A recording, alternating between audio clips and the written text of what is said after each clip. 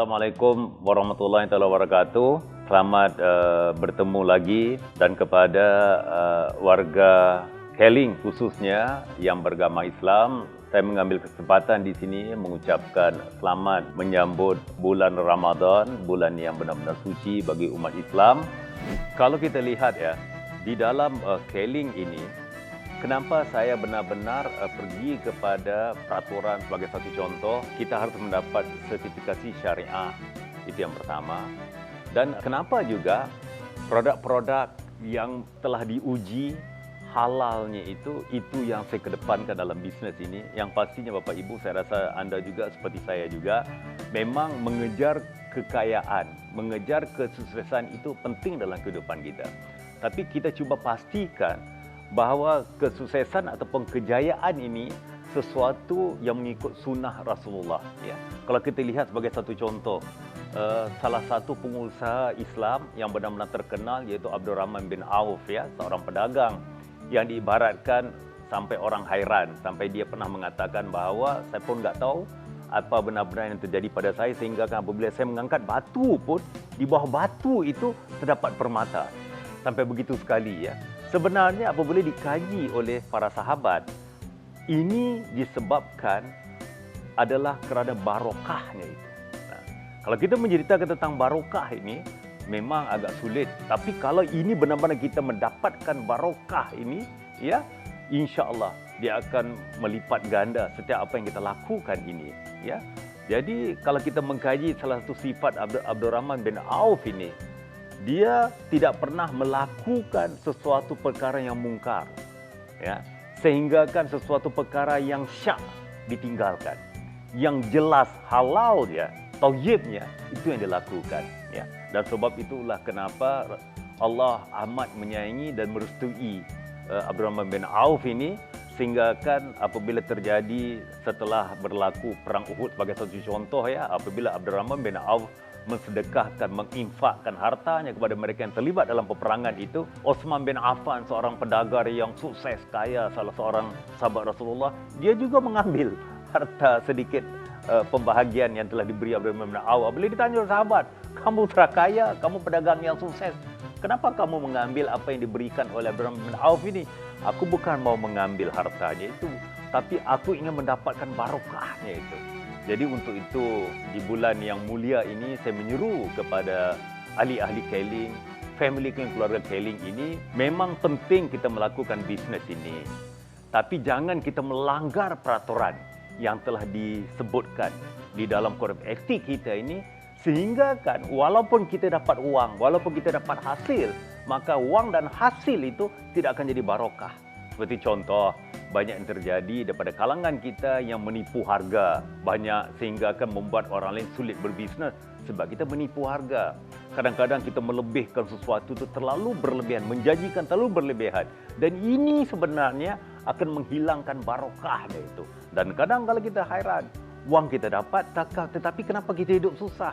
Ini disebabkan tidak dapat keberkahannya itu.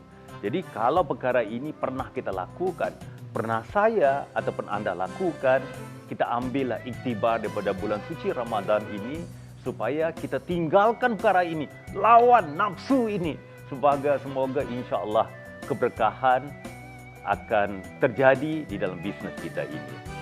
Kita lihat macam produk. Kenapa kita mengambil toothpaste Mukmin ini? Kenapa salah satu produk yang kita jualkan toothpaste atau sikat gigi Mukmin ini? Kita faham bahawa salah satu dia punya kandungan utamanya adalah siwak, kayu siwak, ya. Jadi kita faham Rasulullah tu sehingga di saat akhirnya, dalam keadaan tidak berdaya saat akhirnya, diibaratkan kita membicarakan sakaratul maut, sedang menunggu Israel, malaikat Israel turun, itu pun dia minta kepada Fatimah, tolong berikan siwak itu. Dia mau gigit siwak itu, betapa dekat dia dengan siwak ini, menyucikan giginya dengan siwak ini. Jadi kali ini Bapak Ibu, dan sebab itulah dengan sikat gigi ini ada siwak ini, kita bukan mengambil, selain daripada kita ingin menyucikan gigi kita ini, membersihkan gigi kita ini, kita mengambil, kalau kita benar-benar cinta kepada Rasulullah, kita membayangkan bahawa siwak itu, kita mengambil siwak ini untuk kita membersihkan gigi kita ini. Mudah-mudahan kita dapat mengikuti sunnah Rasulullah. Contoh yang pertama. Contoh yang kedua, kita salah satunya adalah sebagai satu contoh madu. Saya rasa kita faham bahawa madu ini adalah salah satu produk yang dibisnes oleh Rasulullah di saat Rasulullah berniaga. Kerana dalam Al-Quran memang ada menyebut tentang madu ini. Jadi cukup luar biasa tentang madu ini yang bisa menyembuhkan berbagai-bagai penyakit. Apatah lagi dalam COVID-19 ini.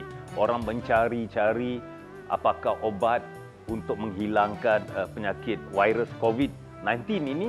Kalau kita percaya kepada sunnah Rasulullah, pada saya adalah kita akan mengambil madu ditambah lagi dengan propolis platinum kita ini, kait-kait dengan begitu ni, dan insya-Allah saya rasakan sistem imunisasi tubuh badan kita ni akan kuat, akan bisa melawan bakteri-bakteri yang akan menyerang kita ni. Kerana kita harus penting menjaga kesihatan kita ini.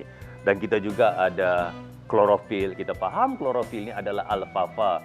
Banyak riwayat tentang alfalfa inilah kalau kita menghuraikan di sini sebagai satu contoh yang dia punya akarnya terlalu dalam, ya, terlalu dalam, kurang lebih dalam 30 kaki ke begitu, ya. Dia punya pucuknya tidak terlalu tinggi. Jadi sehingga kan apa saja yang terdapat dalam tanah itu, galian mineral yang terdapat dalam tanah itu diserapkan oleh akar alfalfa ini. Dan sebagai manusia, umat muslim, kita meyakini, mempercayainya, mengimaninya bahawa kita diperbuat daripada tanah. Jadi galian tanah ini yang terdapat dalam tanah ini penting buat tubuh kita. Kalau ini dapat kita serapkan, ini juga akan bisa insya-Allah menyihatkan tubuh badan kita ini.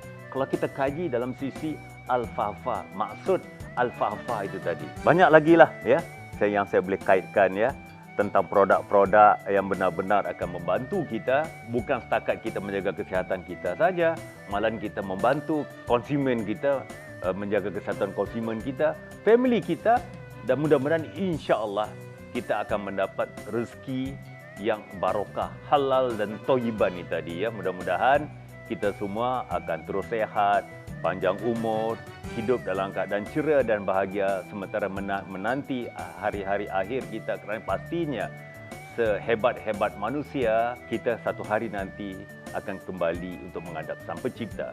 Tapi di saat sebelum itu, tanggungjawab kita, kalau kita sayang kepada yang mencipta kita, kita sayang kepada Rasulullah, ingat tanggungjawab kita adalah menjaga kebersihan dan kesihatan kita. Ini adalah ibadah.